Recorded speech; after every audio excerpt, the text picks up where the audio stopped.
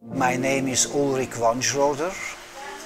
I'm born in Switzerland, but I spent more time in Asia than in Switzerland. My first trip to Nepal was in 1965, when at the age of 22. Anybody who makes something like this doesn't start with the idea.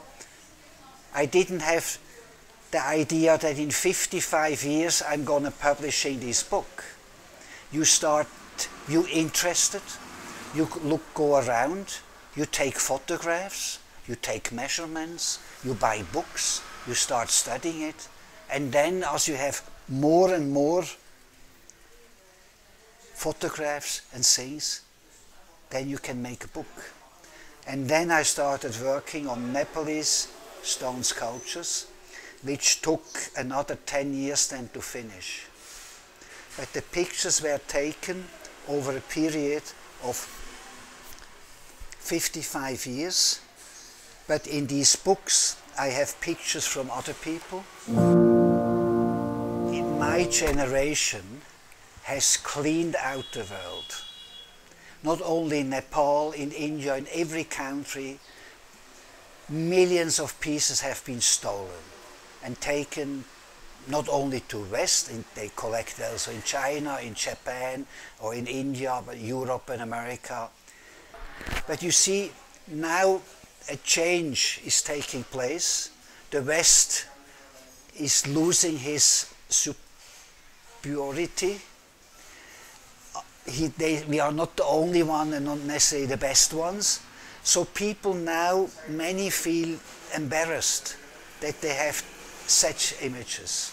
So many things are also returned voluntarily. I believe it should not happen through police and like that. I think we should encourage the people, make them believe that maybe it's better the statue is here again than in their bedroom, but without force. And there should be not necessarily too much.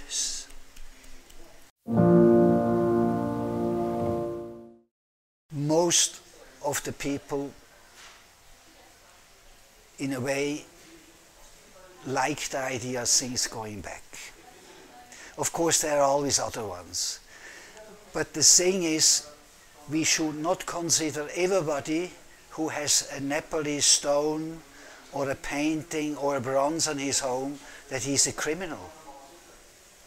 So when you do this restitution program here, it should be a little bit on a friendlier level, you know, and not attacking people, because most of the people, they buy it on an auction or from a dealer, not being aware what has been going on. Now you see, in Europe and America, there is a law for the museums now.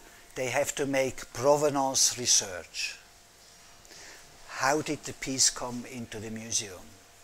And actually, since 10 years or more, museums in Europe and America are not allowed to purchase pieces which are not have a provenance, you know, it has been in that collection, in that collection, in that collection.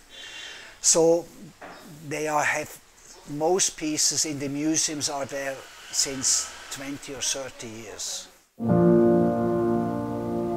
There is no documentation on Nepalese bronzes in the West, unless my first book I published in 1981. I would say not many bronzes will come back.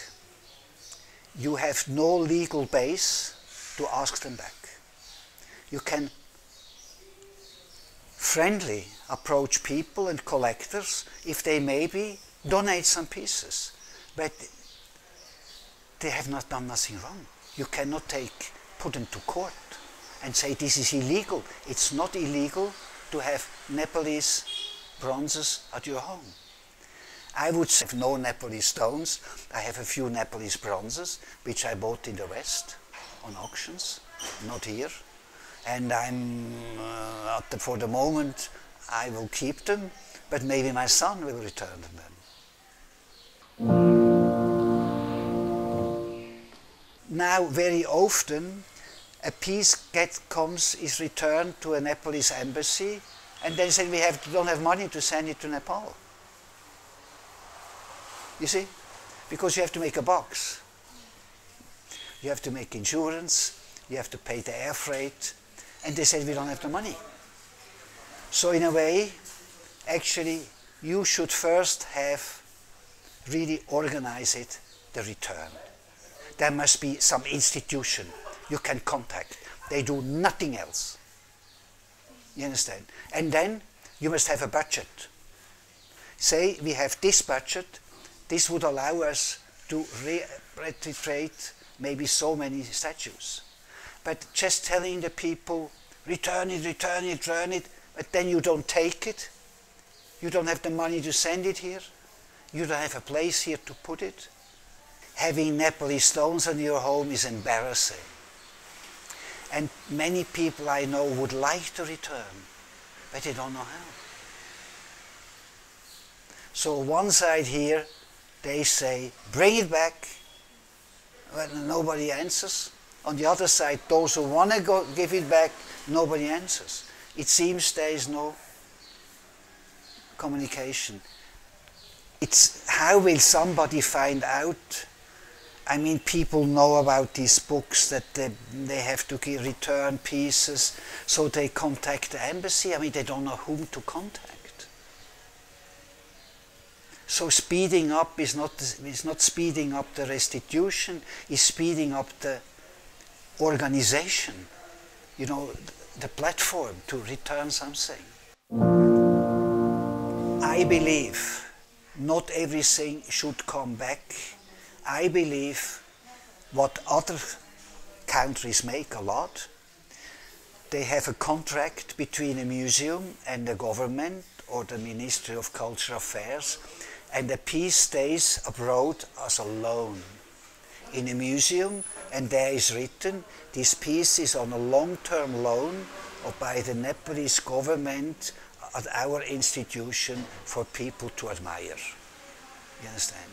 Because these pieces also make people say, wow, Nepal has beautiful things. Now, these two books is not about restitution. These two books is first of all documentation. This is my love and interest for Nepalese culture, and this is a gift to Nepal.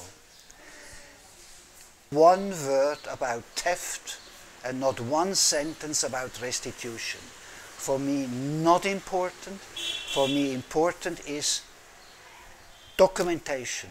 This is the base for a restitution in 10 years, in 50 years, in 100 years. This was needed. And thanks to this documentation, the market is calm. Auction houses will not accept anything except maybe a small piece. Museum will not take for exhibitions. No dealer will purchase. So then the children will get it, you know, from the collectors. Then they go to the auction houses. They say, no, we don't want. So eventually, the only way will be Nepal.